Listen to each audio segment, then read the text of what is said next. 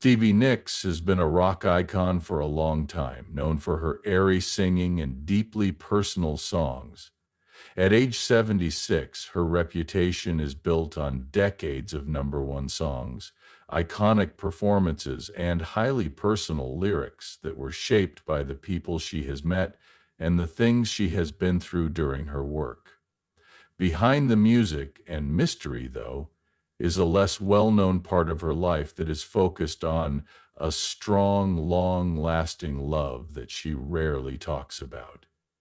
This is the first time Nicks has talked about the person who will always be in her heart. As time goes on, the story is full of love, loss, and the kind of relationship that lasts. She wrote some of her most famous songs about this man, and she never really let go of him.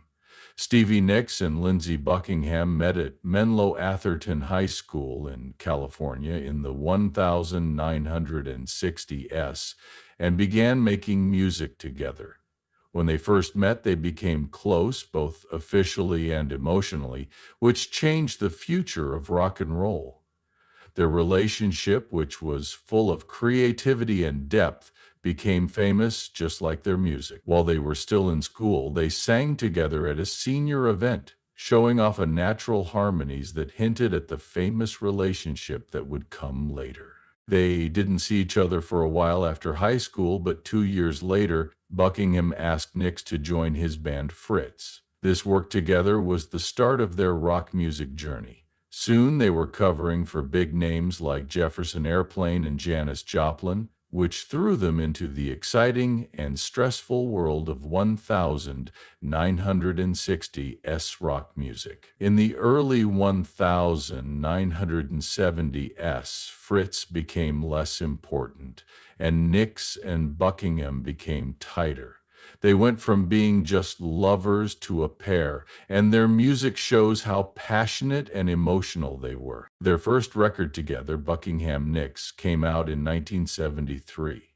Even though the record didn't do well at the box office, it set the stage for their future and caught Mick Fleetwood's attention, which led to an offer that would change their lives. When they joined Fleetwood Mac in 1975, it was a big turning point for the couple. When they joined the band, it gave it new life, but it also put a lot of stress on their relationship. The pressure started to show while they were working on the groundbreaking album, Rumors. The difficulties of becoming famous all of a sudden and the focus of their work as artists began to weaken their connection. By 1976, when Rumors was being recorded, Nicks and Buckingham's partnership had reached its end. But the pain of their split led to some of the most famous rock songs ever written. Nicks wrote the sad song Dreams, which is about a lost love, and Buckingham wrote Go Your Own Way, which is about being upset. Their openness about their own problems in their music, which made Rumors one of the best-selling records of all time, touched a lot of people.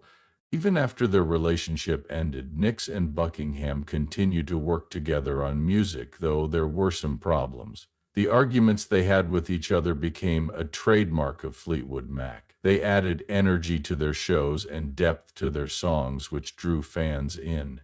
Nicks went through a crazy breakup with Buckingham and then became famous and explored her art in a whole new way. She met J.D. Souther during this big storm. He was an important part of her short-lived love life.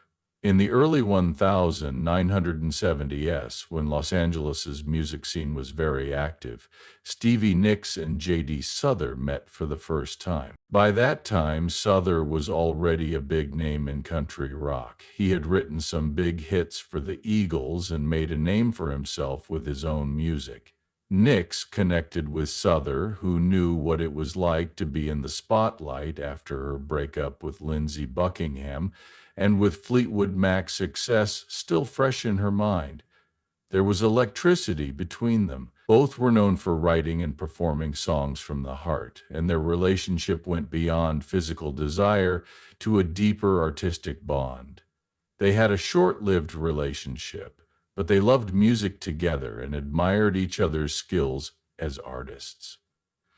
Though the music business that brought them together also presented some major problems. In the 1970s, men dominated the music scene, which meant that women were often pushed to the side or only seen through the lens of their interactions with male artists.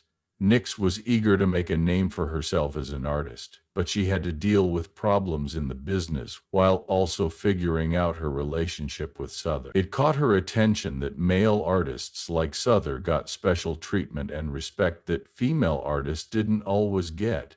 Even though Nicks was becoming one of the most important women in rock music, she was aware of this imbalance. These limits kept bothering her as their relationship grew, and she used her growing power to fight for herself and other women in the business. Interestingly, her relationship with Souther seemed to make her more determined to get noticed for her skills rather than her relationships. Even though their relationship was short, it had a big effect on Nicks's artistic growth. Nicks was able to find new ideas and chances thanks to Souther's creative knowledge and connections in the music scene as a whole. Nick's unique style as a songwriter and artist was shaped a lot by their connection, both in personal and professional ways. Nicks wrote a lot about her life after they broke up in her songs. The ideas of independence, power, and the search for acceptance became even more clear in the songs she wrote. A lot of people think that this time in her life affected songs like After the Glitter Fades and Has Anyone Ever Written Anything for You? Nicks has always kept her sources of inspiration a secret, but her work still has the emotional depth that came from her own life. After the original thrill of her short relationship with Souther wore off, Nicks became involved in what would become the most difficult relationship she had ever been in. Nicks' relationship with Mick Fleetwood was an important and complicated part of her personal life. It was also closely connected to the rough and creative dynamics of Fleetwood Mac. In the end, this connection changed the way their band played and how rock music was made in general. The start of their relationship was in the rough times for Fleetwood Mac in the late 1970s. The band was at the height of their fame thanks to the success of their seminal record, Rumors, but personal relationships were breaking down below the surface. Lindsey Buckingham and Stevie Nicks had just broken up after being together for a long time. Mick Fleetwood and Jenny Boyd were having a difficult time in their marriage because of mental problems and artistic energy. Nicks and Fleetwood couldn't help but like each other. They lost the ability to tell the difference between their personal and work lives, which led to a passionate but difficult relationship. That Nicks and Fleetwood had together was very intense and had many ups and downs. During their relationship, they had crazy tour schedules, long studio hours, and were always getting attention from the media and their peers. This love story had a big impact on Fleetwood Mac's songs. The ups and downs of their emotions gave their songs a real, raw sound that fans really connected with. But it also made things very dramatic in the group. The other members had to deal with the fallout and try to keep things business even though things were going badly in their own lives. It was really hard for Buckingham to see his ex with someone else. A 4-0 tiny members of the band, Nicks and Fleetwood's relationship wasn't meant to last, as many do when they come from such a messy background. But that didn't mean they couldn't stay close after the love part was over. Nicks and Fleetwood had to figure out how to keep working together in Fleetwood Mac. They became close friends and performed songs together. They loved the band and each other very much, even though things didn't always go as planned. After having a rough time with Fleetwood Mac, Stevie Nicks became interested in another famous musician. She was very happy in 1977 because Fleetwood Mac's record Rumors had just become a big hit. Don Henley, who played drums and sang lead vocals with the Eagles, was also at the top of his game. There were sparks between these two singing stars as soon as they met. Both Nicks and Henley were famous for how captivating they were on stage and how well they could use their songs to express strong feelings. When they were together, they were great because they both loved music and knew what it was like to be famous. But the strong emotion that brought them together also turned against them. It was hard for them to balance the needs of their bands with the difficulties of being in a public relationship. Things were pretty unstable because they were always on the road and wanted to be in the spotlight, which made them strong personalities. Nicks got a blow that changed everything when she learned she was pregnant in the middle of her fast-paced relationship. This news made me feel a lot of different things and make some hard choices. Nicks and Henley were both at important points in their careers with busy tour plans and work to do on new records. It was appealing to think about having kids, but they didn't think it would fit with their plans. Nicole Nicks made the hard choice to end the pregnancy after a lot of deep thought and probably a lot of pain. Even though this was a very personal choice, it would have big effects on both her and Henley. They would talk about it for years to come because it was such an important part of their relationship. Because of this choice, their relationship slowly fell apart after it happened. It was too much for their new love to handle the weight of what could have been and the constant pace of their jobs. However, even after they broke up romantically, the effects of their time together would still be felt in their music. Henley and Nicks had a unique vibe that mixed their work relationship with a personal one. This had a big impact on Nicks's music career and the music scene in the early 1980s. Both Nicks and Iovine were rising stars in their fields. Iovine had just worked with Nicks on her first solo record, Belladonna. They were really attracted to each other right from the start. Iovine knew how to bring out the best in Nicks's unique sound, and his drive matched hers perfectly. As they worked together for long hours in the studio, their friendship went from being business to becoming more personal. There were big changes in their personal and work lives during the making of Belladonna.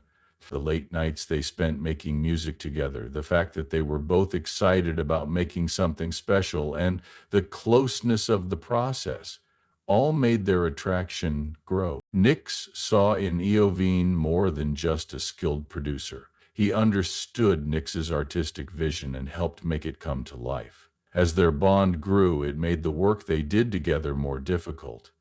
This is when Iovine's effect on Nicks's music became more clear. He helped create the sound that would define her independent career. When they worked together, songs like Edge of 17 and Stop Dragging My Heart Around stood out. But there were times when things were hard in their union. Nicks had to start her private career while also fulfilling her duties to Fleetwood Mac, and Iovine was busy making a name for himself as a top producer in the business. Having a personal relationship and a business partnership at the same time in the high-stress world of rock and roll was hard. Even with these problems, their connection remained important as they worked together professionally, and as their personal relationship changed, they were able to walk the fine line between their past relationship and their current work together. The end of their relationship didn't mean they stopped having an effect on each other's lives and jobs. Iovine became one of the most important people in the music business. He helped start Interscope Records and was a key part of making Beats Electronics. Nicks kept riding the fame wave even though she was having personal problems. In 1982, Nicks was having a successful single career when Robin was told she had leukemia that would kill her while she was pregnant with her first child. Nicks took this terrible news very hard because she knew she was going to lose her best friend soon. As Robin's health got worse, Nicks promised to be there for her friend in her last moments. Robin's husband, Kim Anderson, was also very sad, which led to a strong bond and a choice that was later seen as an attempt to respect Robin's death wish that was not well thought out. Nicks and Anderson decided quickly to get married 3 months after Robin's death so that they could take care of Robin's kid. Their friends and family were shocked and worried when they got married. Many people saw it as a rushed decision made out of sadness, rather than real love. Nicks would finally say that she got married to keep Robin's memory alive and act like a mother figure. After they both lost someone close to them, they built a strong bond that started to weaken. This made their differences clear. Nicks loved how free and exciting her rock and roll life was, but at home it started to feel like too much work. On the other hand, Anderson had a hard time juggling Nicks's busy work life. In 1984, they got a divorce, which meant they were no longer married after only 8 months of marriage. Stevie Nicks' relationship with Joe Walsh was a big deal in her life. It was full of love, problems, and a sad ending that changed both of them and their music. They started dating in the late 1970s when both of them were very successful in their jobs. Nicks was killing it with Fleetwood Mac and on her own, and Walsh was already known for being a great musician. What made Nicks's partnership unique was that she thought Walsh was her real partner. Everybody was doing well in their own jobs, and they came together with a lot of respect and love for each other. They became friends because they both loved music and pushed each other to be more artistic. Nicks told Walsh many times that he was her lover, which showed how much she loved him. Things got hard between them because of fame and their own problems. They knew it was best to break up after a few years of being together. Even though they broke up amicably, the time they spent together had a huge effect on Nicks's life and songs. She stayed close with Walsh and told him many things.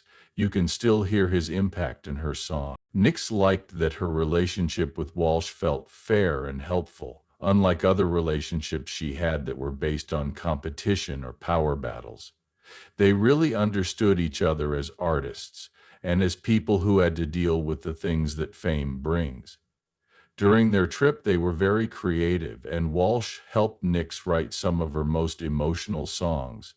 Even though they were both dealing with drug problems, his guitar skills and her singing went well together. Even though they had problems, their bond got stronger. They weren't just mates, they helped each other out in their own problems.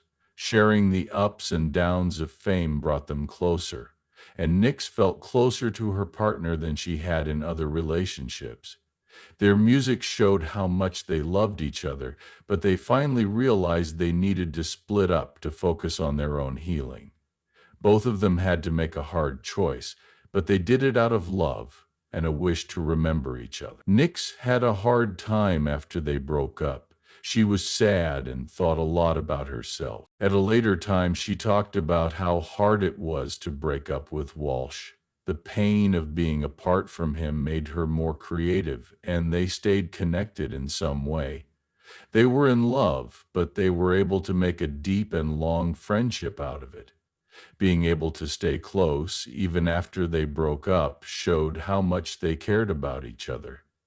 Nicks and Walsh both felt sad and happy when they thought about their relationship after many years had passed. Nicks still loved Walsh and felt that he had shaped her in a way that no one else could. That lyrical feel has really shaped her music, making it easy for people to connect with her on a personal level. Nicks is unique as an artist because she can use her own life events to make stories that everyone can relate to.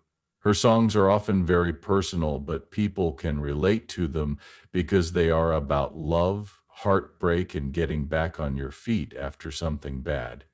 Nicks has an amazing ability to turn specific events in her life into moving stories about hunger, nostalgia, and hard-won knowledge. Plus, being open about what makes her write songs has helped her connect with her fans in a special way.